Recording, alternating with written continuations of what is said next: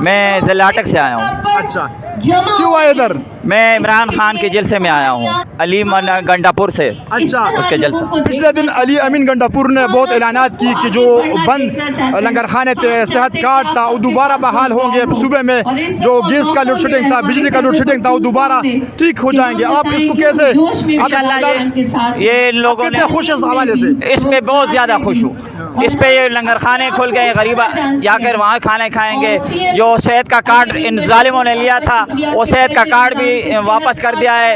لیکن پنجاب میں تو اس طرح نہیں ہو رہا ہے, لیکن خیبر پختونخوا میں یہ ہو رہا ہے. تو میں علی امین گنڈا پور کو کہہ رہا ہوں کہ میں بھی مجھے بھی دو بار پولیس لے کے گئی ہے, پنجاب کی پولیس لے کے گئی ہے, مجھے اذیتیں دی گئی ہے. لیکن میں نے اذیتوں کو اپنے قدموں میں رکھ کر میں نے خان کے لیے یہ اذیتیں برداشت کی ہے, میں نے دکھ برداشت کیا ہے. لیکن انہوں نے کہا کہ آپ کو جیل میں ڈال لیں گے, آپ کو یہ کریں گے. میں نے کہا مجھے جیل میں ڈال دو, لیکن عمران خان کے ساتھ کھڑا رہوں گا, ایمان کے ساتھ, یقین کے ساتھ, اپنے خان کے ساتھ. اس صوبے پر 1000 ارب روپے کا قرض ہے, تو اس حوالے سے خیبر پختونخوا حکومت کس طرح عوام کو ڈیلیور کرے گا؟ اگر قرضہ ہے تو قرضہ اتارنے والا اللہ تعالیٰ کی ذات ہے.